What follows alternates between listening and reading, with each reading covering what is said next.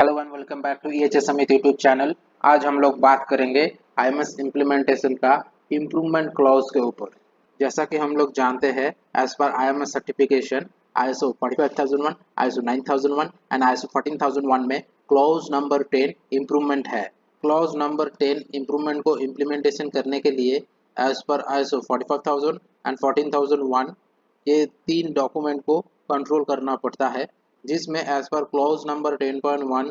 को इम्प्लीमेंट करने के लिए किसी भी ऑर्गेनाइजेशन में इंसिडेंट इन्वेस्टिगेशन का प्रोसीड्योर को डिफाइन करके डॉक्यूमेंट कंट्रोल करना पड़ता है। नेक्स्ट, क्लॉज नंबर 10.2 को इम्प्लीमेंट करने के लिए किसी भी ऑर्गेनाइजेशन का आइडेंटिफाइड नॉन कॉन्फॉर्मिटीज का करेक्टिव एक्शन को इम्प्लीमेंट करने के लिए ऑर्गेनाइजेशन का एक मैनेजमेंट प्रोसीड्योर को एस्टेब्लिश एंड डॉक्यूमेंटेड कंट्रोल करना पड़ता है। क्लॉज नंबर 10.2 को इम्प्लीमेंट करने के लिए ऑर्गेनाइजेशन को ये दो रिकॉर्ड अवेलेबल होना जरूरी है। इसमें ऑर्गेनाइजेशन का क्या नेचर का इंसिडेंट एंड नॉन कॉन्फॉर्मिटीज आइडेंटिफाइड हुआ है एंड वो इंसिडेंट का क्या एक्शन लिया गया है, इसका एक रिकॉर्ड अवेलेबल होना है एंड इंसिडेंट के करेक्टिव एक्शन का क्या रिजल्ट लिया गया है एंड उसका इफेक्टिवनेस क्या है, उसका भी रिकॉर्ड अवेलेबल होना है। ये एक सैम्पल टेम्पलेट है जिसके द्वारा किसी भी ऑर्गेनाइजेशन में क्लॉज नंबर 10.2 को इम्प्लीमेंट करने का रिकॉर्ड कीपिंग किया जा सकता है।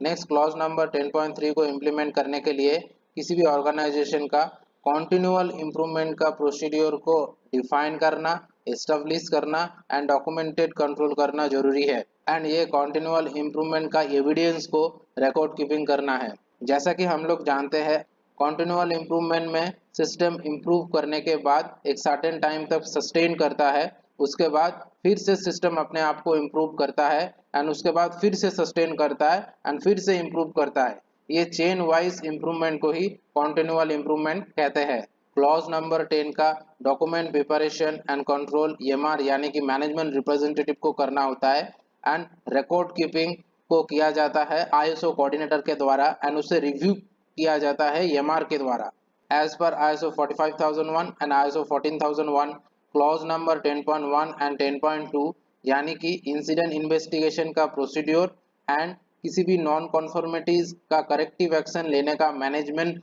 सिस्टम को एस्टेब्लिश करने का डॉक्यूमेंटेड कंट्रोल करने के लिए करेक्टिव एंड प्रिवेंटिव एक्शन को डिफाइन एंड डॉक्यूमेंट कंट्रोल करना होता है।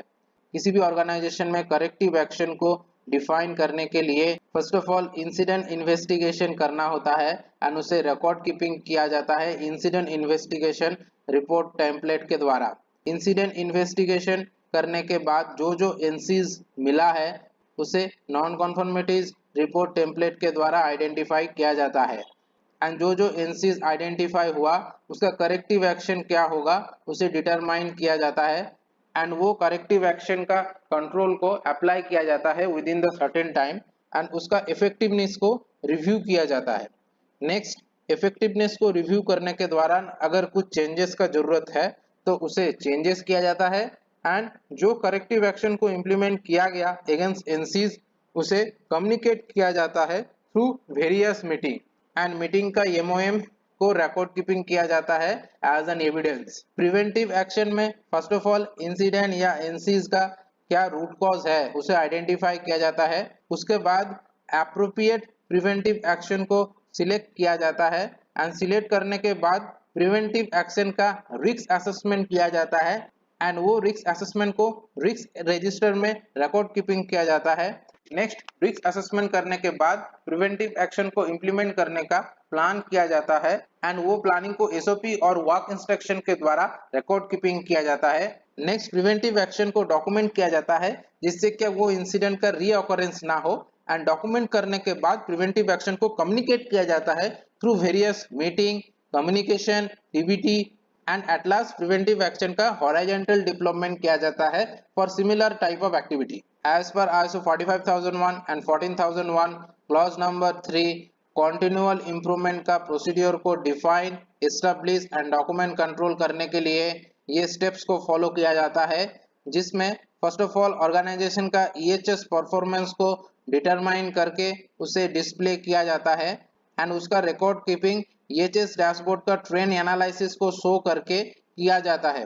नेक्स्ट, ऑर्गेनाइजेशन का EHS कल्चर को इम्प्रूवमेंट करना होता है, जिसको रिकॉर्ड कीपिंग करने के लिए EHS ऑडिट एनालिसिस का ट्रेंड को रिकॉर्ड कीपिंग कर सकते हैं। नेक्स्ट, ऑर्गेनाइजेशन का वर्कर का पार्टिसिपेशन को इंक्रीज करना है। इसे एज ए एविडेंस शो करने के लिए ऑर्गेनाइजेशन का EHS campaign and improvement trend analysis को रिकॉर्ड कीपिंग कर सकते हैं। नेक्स्ट, ऑर्गेनाइजेशन का EHS कम्युनिकेशन का क्या रिजल्ट हो रहा है फॉर कॉन्टिन्यूअल इम्प्रूवमेंट, इसे भी डिफाइन करना होता है। ये पैरामीटर का एविडेंस के लिए ऑर्गेनाइजेशन को एक EHS display board conspicuous place में शो करना होता है, जिसमें basically safety alert communication, one pager TBT module, last EHS committee meeting का MOM, incident analysis report, Guido score, EHS audit score, last mock drill report, approved firewatch team member, authorized PTW issuer and approver,